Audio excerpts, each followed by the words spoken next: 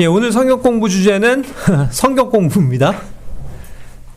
우리 이제 그 100주제 거의 다 이제, 가고 있는데, 그 중에서 이제 그 말씀에 대한 뭐, 존중함, 말씀을 묵상함, 이런 것들이 가다가 이제 오늘은 말씀, 성경을 공부하는 것이라는 이제 주제가 온 거예요. 그래서 성경 공부는 익숙하죠, 우리가. 예, 바이블 스터디입니다. 자, 그래서 이제 우리가 이 바이블 스터디는 저번에 이제 말씀을 묵상하는 것에 대해서도 이야기하면서 이 구절, 사도행전 17장 11절이 나왔거든요. 뭐냐면 그 베레아 사람들이 데살로니가에 있는 사람들보다도 더 어떤 고상한 그러한 마음과 태도를 취했다. 뭐냐면 정말 생각을 다해서 준비된 마음으로 하나님의 말씀을 받아들이고 또 매일같이 정말 이 성경이 그래 하면서 성경 기록들을 이렇게 찾아보는, 예? 그러면서 자꾸 이렇게 말씀을 묵상하는 그런 좋은 모습을 보였다는 거죠.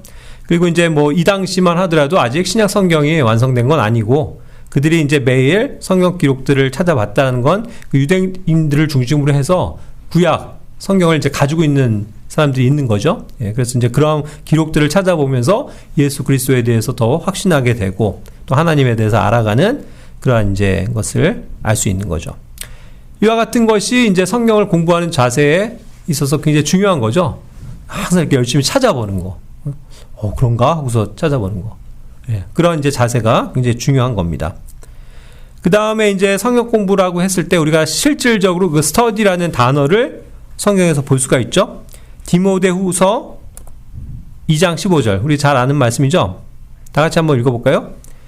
진리의 말씀을 바르게 나누어 너 자신을 하나님께 인정받은 자로서 부끄러워할 필요 없는 일꾼으로서 나타내도록 공부하라. 예. 그래서 여기에서 이제 공부하라라는 말이 직접적으로 등장을 하죠. 이것은 신약 성경을 통해서 교회에게 주어지는 명령이잖아요. 예? 공부해라. 예? 물론 이것은 이제 사도 바울이 디모데에게 이야기하는 것이지만, 그래서 디모데가 당연히 주님의 일을 하는 교회의 사역자였고 일꾼이었는데, 뭐 그 일꾼들만, 그래서 사역을 하는 사람들만 공부해라, 이런 의미가 결코 아니죠. 우리는 이 디모데에게 주신 말씀이 디모데전서, 디모데후서가 다 우리에게도, 예? 당연히 신약 교회 모든 사람들에게 주어진 하나님의 말씀이라고 믿는 겁니다.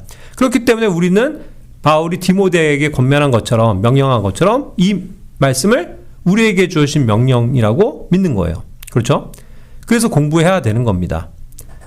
그래서 여기에서 이제 공부하라라고 했을 때, 그런데 이제 하나의 목적이 나오는 거죠. 예. 바로 하나님께 인정받은 자로 드러나기 위해서. 예. 우리가 하나님의 말씀을 부지런히 공부할 때 하나님께 인정받는 자가 될 수 있다는 거예요. 그리고 또 부끄러워할 필요가 없는 일꾼으로서 나타내도록 그렇게 우리를 성장시켜 준다는 거죠. 그 목적을 위해서 공부하라는 거예요. 그죠? 그러니까 우리가 다 누구나가 하나님께 인정받고 싶고 또 부끄러울 것이 없는 그런 하나님의 일꾼으로 살아가길 원하죠. 예. 그것을 위해서 공부를 하라는 겁니다. 예. 자, 그랬을 때 이제 더 중요한 거는 뭐냐면, 그럼 어떻게 공부해야 되느냐라는 그 방법론까지 제시를 하는 거예요. 그렇죠. 어떻게 공부하라고 한 거예요? 뭐 무조건 열심히 공부해라. 뭐, 그죠? 뭐 여러 가지 뭐 공부법이 있겠지만 여기에서는 그 진리의 말씀을 바르게 나누어야 된다. 바르게 나누어야 된다. 네, 고맙습니다. rightly dividing이죠. 예, 올바르게 나눠야 된다. 이 구분이죠, 구분. 그죠? 예. 그것을 철저하게 우리가 다룰 줄 알아야 돼요. 그래서 이제 이따가 이것에 대해서 더 구체적으로 나누겠지만, 올바르게 바르게 나누지 않으면 이것이 이제 온통 이렇게 그냥 짬뽕이 돼가지고, 예, 헷갈릴 수 있는 문제가 너무나도 많은 거죠. 그래서 이제 그런 면에서 주의를 기울여야 된다라는 거예요. 자, 그런데 이제 이 스터디라는 단어가 신약에서 한번 이렇게 여기에 나왔고 또 한 번 등장하는데, 그게 이제 구약에서는 전도서 말씀에 있어요. 전도서 12장 12절에 이 스터디라는 말이 나오는데 여기서는 부정적인 의미예요. 그렇죠? 나의 아들아, 이 말씀들로 더욱더 권고를 받으라. 많은 책들을 만드는 일은 끝이 전혀 없느니라. 그리고 많은 공부는 육체를 피곤하게 하느니라 그랬어요. 그러니까 여기서의 공부는 뭐예요? 긍정적인 것이 아니라 부정적인 것이다. 예. 그러니까 여기에서의 공부는 뭐예요? 예. 먼저 말씀의 권고를 받으라고 그랬어요. 이것은 굉장히 긍정적인 것이고 하나님의 명령이죠. 그런데 그렇지 않고 반대가 되는 영역이 뭐냐면 많은 책들을 가지고 공부하는 일이에요. 예? 그게 뭐예요? 하나님의 단순한 그 말씀을 취하기보다는 세상에 있는 그 잡다한 책들, 서적들, 예? 그런 것들을 읽으면서 재밌다고 또 유익하다고 생각하면서 많은 책들을 예, 끼고 사는 거. 그러면서 그걸 가지고 공부하는 거. 그걸 얘기를 하는 거죠. 그러한 많은 공부는 유익이 있나요? 뭐 어떤 점에서는 뭐 기본적인 뭐 지식을 준다든가 하는 뭐 유익한 것이 있을 수는 있겠지만 세상의 책들은 사실 사람들이 지은 책이기 때문에 결코 온전할 수가 없잖아요. 그러니까 하나님의 말씀만을 받아들이는 것이 우리가 주로 해야 될 일이겠죠. 그렇기 때문에 이런 세상의 책들을 가지고 많이 공부하는 것은 육체를 피곤하게 할 뿐이다 라는 거죠. 자, 여기 공부를 열심히 해본 분들 나름 학창 시절에 공부 좀 열심히 해보셨어요? 우리 대한민국 국민들은 뭐 웬만하면 다 열심히 공부한 시절이 있잖아요. 잘하고 못하고를 떠나서. 그렇죠? 왜냐면 뭐 고등학교 때 특히 고3 때는 뭐 이렇게 뭐 맛있는 것도 주시네요. 고맙습니다. 네? 어때요? 뭐 어찌됐건 뭐 대학을 가기 위해서라든가 아니면 뭐 시험을 잘 뭐 보기 위해서라도 열심히 공부하는 시절들이 있죠. 예. 그런데 생각해 보세요. 그것이 그렇게 유익을 가져다 주냐는 거죠. 많이 공부하면 할수록 피곤하기만 하더라. 그죠? 육체가 피곤하더라라는 거예요. 그래서 성경에서 얘기하는 이 스터디는 부정적인 영역을 얘기해요. 그런데 신약에서 우리에게 아주 유익한 공부가 있는데 그건 무슨 공부라는 거예요? 성경 공부라는 거예요. 얼마나 행복해요. 예? 우리는 정말 몸을 피곤하게 하는 그런 세상 공부가 아니라 그죠? 정말 우리의 영과 혼과 몸을 유익하게 해주는 이 하나님의 말씀을 공부한다는 거. 굉장히 감사한 거죠. 예. 그럼 우리가 어쨌든 공부를 열심히 해야 될까요? 안 해야 될까요? 해야 된다는 거죠. 예. 특히 정말 주님의 일꾼으로 드러나기 위해서. 자, 그럼 이제 또 그 목적을 다시 한 번만 상기시켜 봅시다. 우리는 왜 성경을 공부해야만 하나요? 디모데전서 2장 4절은 하나님께서 원하시는 인간에게 원하시는 영역이 두 가지 있죠. 하나는 믿지 않는 사람들이 구원을 받는 일이고 두 번째는 그 구원받은 사람들이 진리의 지식에 이르는 거예요. 결국 그러한 진리의 지식에 이르는 것이 뭐를 통해서 되는 거예요? 실제로 지식의 체계는요, 공부예요. 공부를 많이 하고 세상 책들을 가지고 씨름하는 걸 부정적으로 얘기했지, 하나님의 말씀에 지식을 취하는 것 자체가 나쁜 게 아니라는 거죠. 그죠? 지식은 공부를 해야 얻어져요. 안 그래요? 단순한 무슨 핸드폰 하나도 거기 있는 앱의 프로그램을 익히기 위해선 그게 어떻게 구동되는 거지 하고서 그걸 알아보고 공부를 해야 사용할 수 있는 거잖아요. 그죠? 그런 의미라는 거죠. 그래서 진리의 지식에 이르게 하기 위해서 우리는 성경을 공부해야 된다라는 측면이죠. 베드로후서 3장 18절에서는 뭐예요? 은혜 안에서와 우리 주 곧 구원자 예수 그리스도의 지식 안에서 성장하라 그랬잖아요. 우리가 성장하려면 공부해야 된다는 거예요. 특히 어떤 성장이요? 몸의 성장은 공부를 할 필요가 없잖아요. 그렇죠. 그런데 우리의 이 속에 있는 속사람이 지식 안에서 성장하기 위해선 그 지식을 얻기 위해서 공부를 해야 된다는 의미가 되는 거죠. 그래서 분명히 우리는 공부를 해야 되는 거예요. 로마서 15장 14절은 이와 같이 말합니다. 나 자신 역시 너희에 대하여 확신하게 된 바는 너희도 선함으로 가득하고 모든 지식으로 채워져 능히 서로를 권고할 수도 있다는 것이라. 하나님의 말씀에 그런 모든 지식으로 내가 채워져야 되는데 그 이유는 그래야 나도 유익할 뿐만 아니라 내가 옆에 있는 성도를 어떻게 해요? 도와줄 수 있어요. 그죠? 올바로 권고해 줄 수 있다고요. 잘못돼 가는 게 있으면 형제 그렇게 하면 안 되는 것 같은데 하고 하나님의 말씀을 풀어가지고 길을 알려줘야 되는 거죠. 그죠? 그런 측면에서 우리가 하나님의 말씀을 바르게 공부를 해야 내가 그것이 올바른 지식 가운데서 다른 사람들을 권고도 할 수 있고 가르칠 수도 있고 올바른 말씀 안에서의 권면을 할 수 있는 거라는 거죠. 그렇죠? 예. 그게 아니고 세상에 잡다한 그냥 학문과 세상에서 배운 원리들 가지고 내가 그 상담학을 공부를 했는데 말이야. 그러면서 얘기하고, 그죠?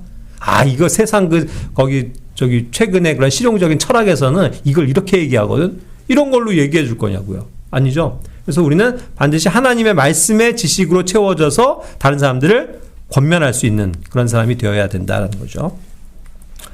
또 에베소서 4장 13절에서는 우리 모두가 믿음의 일치와 하나님의 아들의 지식의 일치에 도달하여 하나의 완전한 사람에 이르게 하고 그리스도의 충만하심에 장성한 분량에까지 이르게 하려 하심이요. 자, 이것도 굉장히 교회 안에서는 중요한 거예요. 우리 이제 교회로서 한 몸이 돼 있죠. 그래서 한 몸 지체로서 우리가 주님의 일들을 위해서 나아가는데 거기에는 어떠한 우리가 믿는 바의 믿음이 일치해야 되잖아요.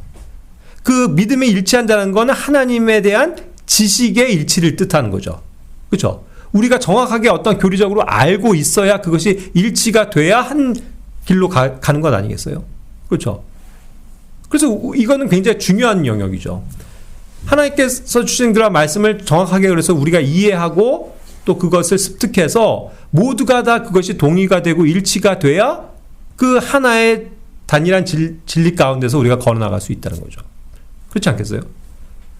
그래서 제가 여기서 이렇게 어떠한 것들을 얘기하고 가르쳤을 때 다른 사람은 그 지식에 이르지 못해가지고 딴 생각하고 있으면, 그죠? 다르게 생각해서 그거 아닌 것 같은데요 하고 자기 방법대로 나아간다면 교회가 어지러워지는 거죠. 예. 그렇기 때문에 우리가 하나의 그런 몸으로서 완전한 사람이 되고 또 그리스도의 그런 충만하심의 장성한 분량에까지 이르게 해주는 데는 이 지식이 필수적이라는 거죠. 그건 당연한 걸 거예요. 우리의 어떤 기본적인 교리의 지식의 체계가 완전 갓난아기 같은 상태에 머물러 있으면 안 되잖아요. 우리가 그저 예수님이 우리를 은혜로 구원해 주셨습니다. 아멘. 그것만 믿고 살고 다른 진리가 없고 다른 교리가 없다면 어떻겠어요? 그죠? 그리스도의 심판석이 무엇인지, 그죠? 또 세상 사람들이 받게 될 하나님의 백보자 심판이 무엇인지 모르고, 그죠? 아무것도 그런 어떤 훗날에 있을 그러한 천년왕국부터 시작해서 영원한 세계에 대한 그 놀라운 진리들을 알지 못하면 그냥 무지한 채 살아가면서 그냥 이 땅에서 사는 게 전부인 그러한 육신적인 삶을 살아갈 수밖에 없잖아요. 그렇겠죠? 그러니까 이제 이런 면에서 장성한 분량에 이르기 위해선 우리가 공부를 해야 된다. 골로새서 1장 10절에서도 우리가 이제 그 모든 일에서 주께 합당히 살아가고 그분을 기쁘게 해드리도록 하려 함이니 모든 선한 행위에 저마다 열매로 가득하고 하나님의 지식 안에서 자라나며 그랬죠. 역시 하나님 안에서 지식 안에서 자라나는 걸 얘기했는데 그러면서 뭐예요? 우리가 올바른 지식을 갖추면 갖출수록 우리는 선한 행위의 열매를 가득 맺게 되겠죠. 우리의 삶이 정말 주님을 기쁘시게 하는 삶이 되겠죠. 그렇죠? 우리가 믿음이 없이는 하나님을 기쁘시게 못한다고 그랬는데 그렇다고 하면 이 믿음이 뭔지에 대해서 성경을 통해서 올바른 지식을 배워야 되잖아요. 그래야지 말로만 믿습니다 하면서 내가 그냥 의지를 가지고 뭔가를 믿는 것이 믿음이 아니잖아요. 그러니까 정확하게 이러한 실체에 대해서 분명하게 이해하고 내 마음 가운데 이 하나님의 말씀이 살아있을 때 이 지식의 열매를 통해서 우리의 삶이 풍성하게 된다는 거죠. 자, 그런 것들을 생각해 볼 수 있고요. 자, 그렇다고 하면 오늘은 조금 그 성경 공부의 원칙에 대해서 다시 한번 조금만 정리를 해볼게요. 성경을 올바르게 공부하기 위해서는 아까 얘기한 것처럼 디바이딩이 중요합니다. 올바르게 나누는 거예요. 그런데 이제 올바르게 그것을 나누는 거에 있어서 첫 번째 관문이 뭐냐면 우리가 정말로 이건 중요한 건데 세대적 경륜이에요. 세대마다 각 시대마다 그죠? 각 세대마다 또 어떠한 사람들마다 하나님께서 다루시는 운영 방식이 다르다는 거예요. 그죠? 운영의 체계예요. 우리가 컴퓨터 하나를 보더라도 아이폰을 쓰는 사람은 뭐예요? 그 아이폰에 관한 그 기반이 있죠, 체계가. 그리고 갤럭시를 쓰는 사람은 윈도우 기반으로 되어져 있잖아요. 그게 다르잖아요. 그러니까 다른 걸 서로 호환하면 어떻게 돼요? 기가 먹통이 되죠. 그런 것과 똑같다는 거예요. 그래서 이러한 어떠한 대상이 다른 것에 대해서 우리가 구별할 줄 알아야 된다. 그게 세대적 경륜이죠. 세대마다 다르게 운영하시는 하나님의 운영 방식. 특별히 하나님께서는 세대적 격리에서 중요한 세 부류를 나누시는데 그것이 첫 번째는 유대인이에요. 그렇죠? 유대인이 있고 또 믿지 않는 이방인이 있고 또 하나는 하나님의 교회가 있다고요. 믿는 교회. 유대인과 이방인이 하나 된 교회. 그렇죠? 그러한 세 부류가 있다라는 것을 정확하게 알아야 되는 거죠. 그거를 모르면 여기 고린도전서 10장 32절처럼 누군가에게 실족거리를 줄 수 있는 거예요. 그리고 이것이 혼돈이 돼서 실패할 수 있는 확률이 높은 거죠. 그러니까 정확하게 이런 세대적 경륜을 이해해야 된다. 세 부류의 사람이 있다. 그거 아시죠? 예? 그게 어떻게 대상이 되고 어떠한 사람들에 대해서 성경을 쓰고 있는지를 정확하게 구분하셔야 된다는 거예요. 두 번째는 뭐냐면 시대적으로요. 이건 이제 시간적인 흐름에 있어서 다 다르게 하나님께서 역사하시는데 사실 구약과 신약이 있잖아요. 구약과 신약도 엄연하게 다른 거죠. 그거를 짬뽕을 하면 안 돼요. 그리고 아담이 애초에 있었을 때 같은 어떤 무죄 시대가 있었고요. 또 그냥 양심으로 하나님을 찾고 살아가는 그런 노아 시대 같은 양심 시대가 있었다고요. 그러다가 어떤 인간들이 세운 그런 어떤 정부에 의해서 가는 그러한 인간 정부의 시대들도 있었고요.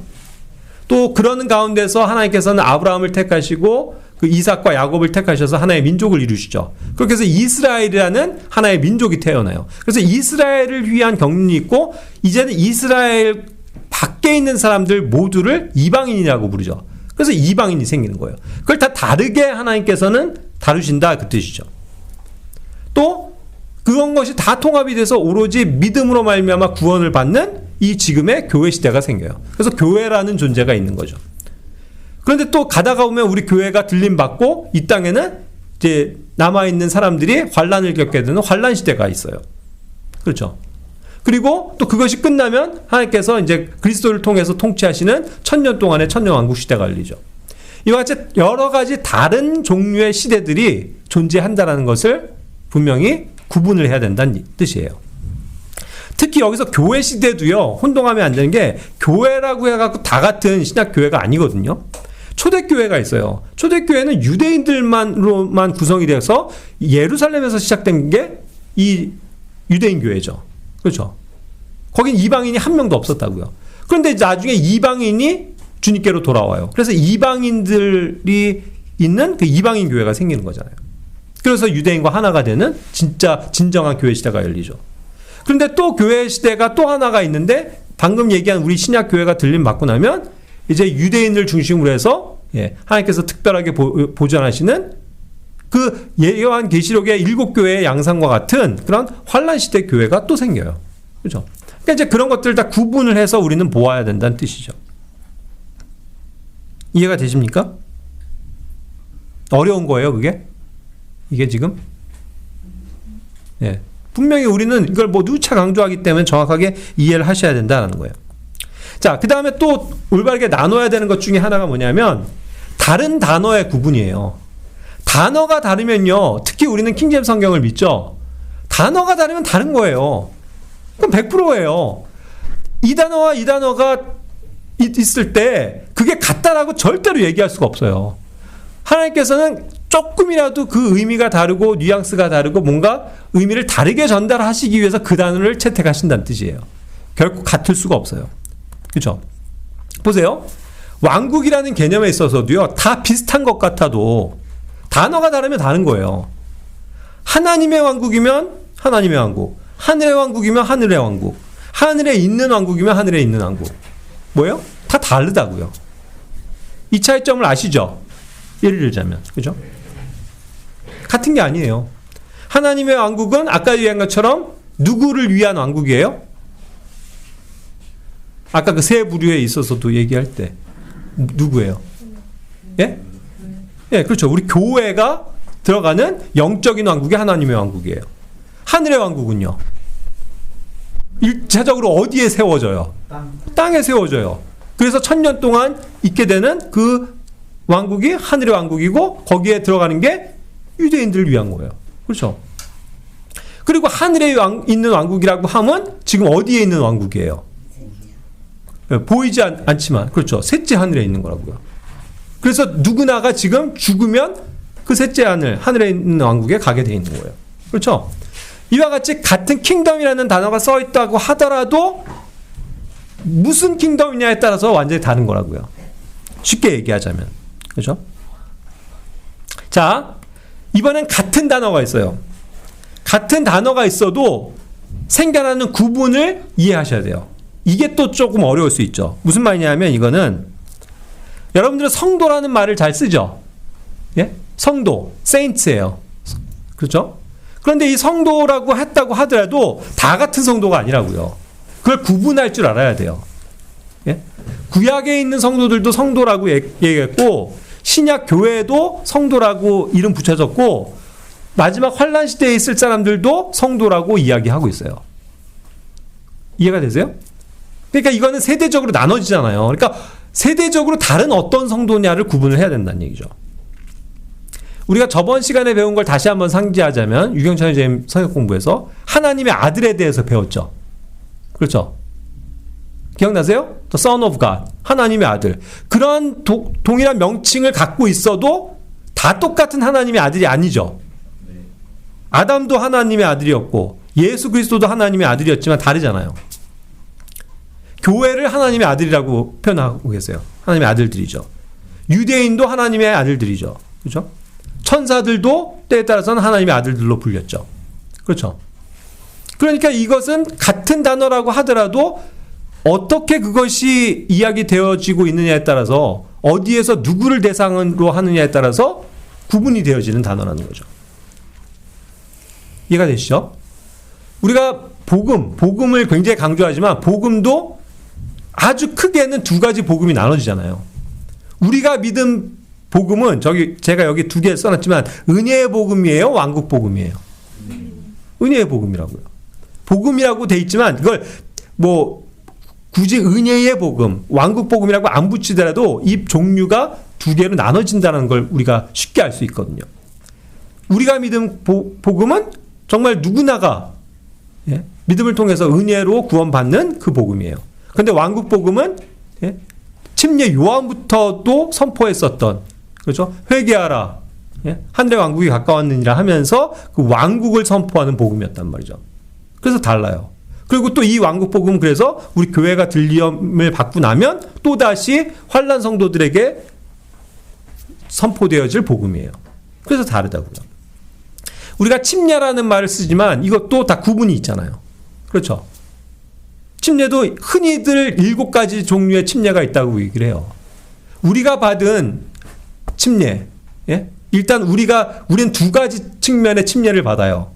첫 번째, 우리 믿는 신약 교회가 받는 침례를 무슨 침례라고 불러요, 우리가? 그냥 침례라고 하지만 무슨 침례예요, 그게? 그 물 침례 이전에.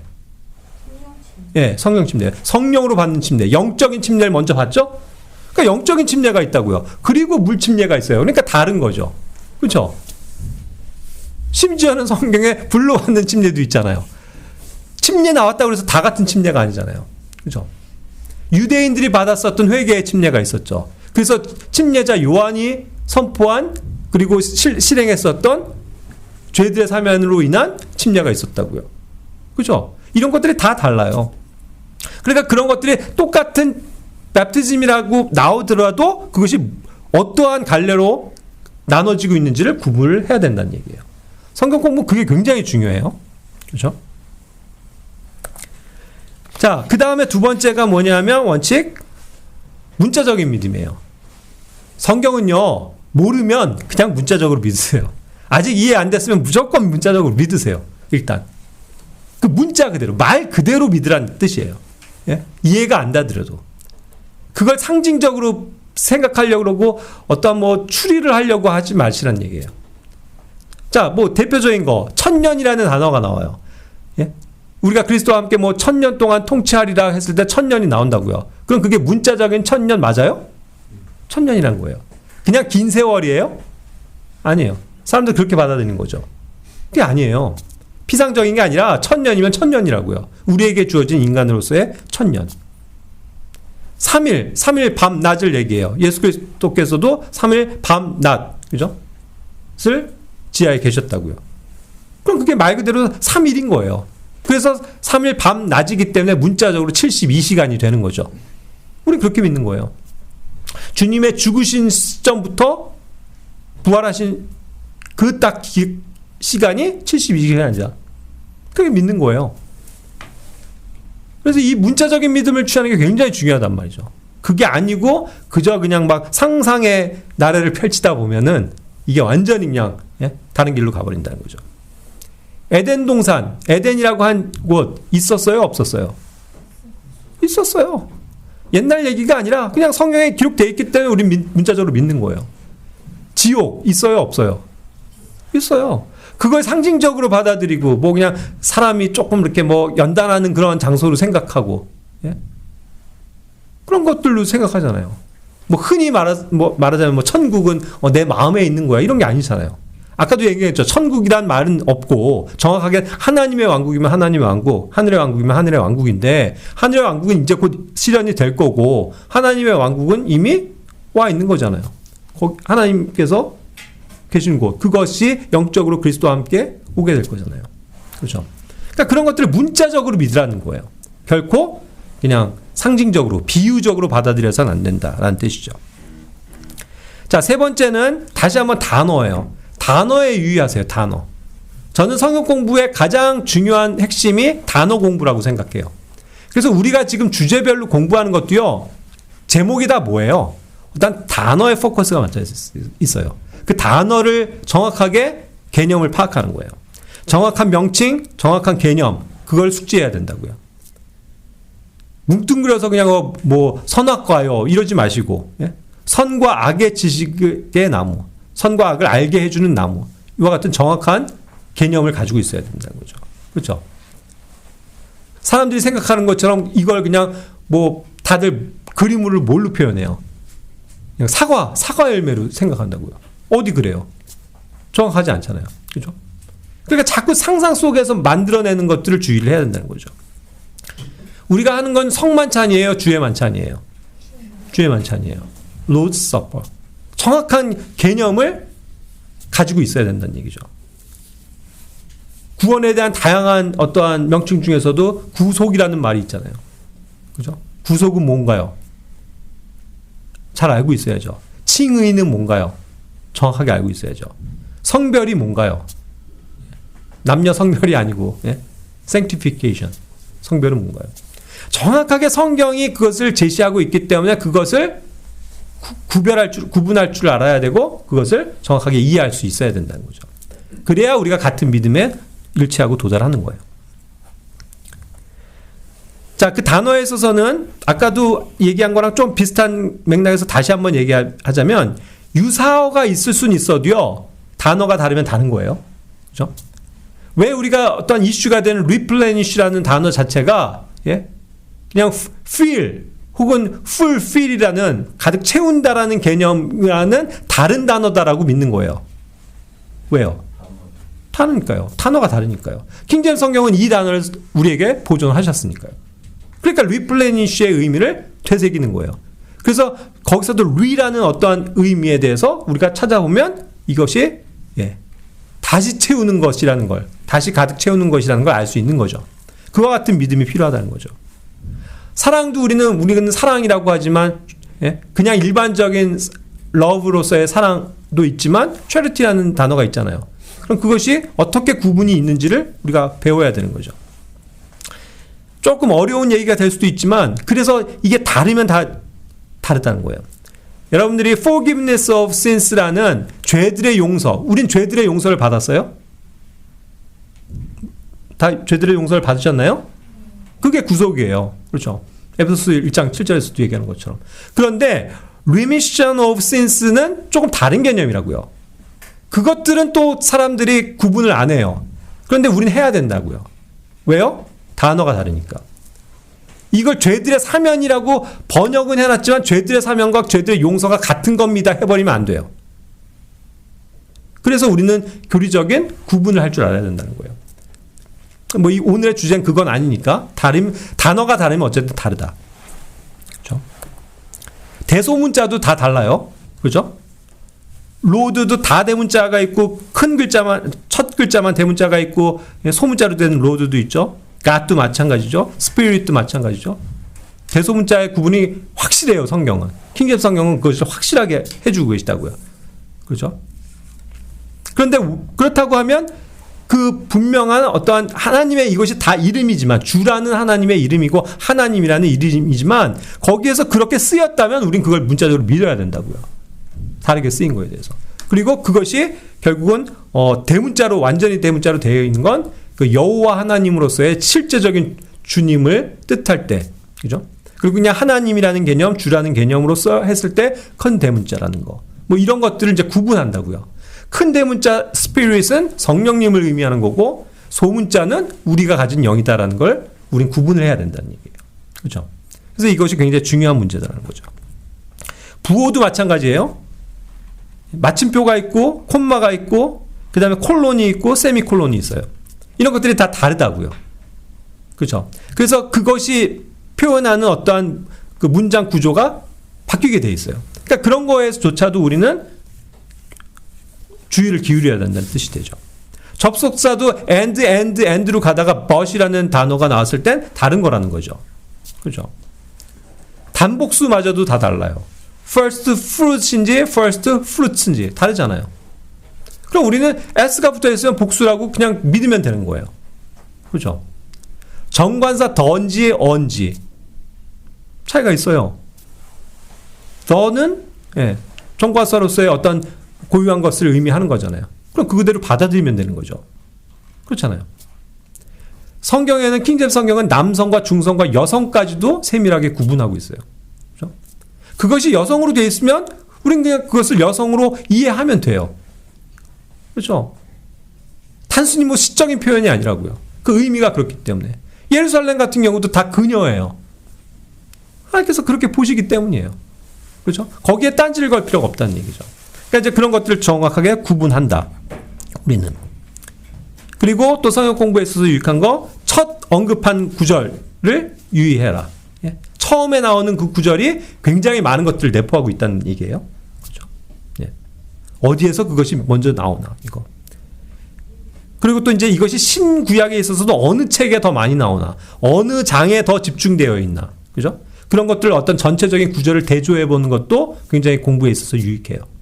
이러한 방법론들을 제시할 수가 있는 거죠.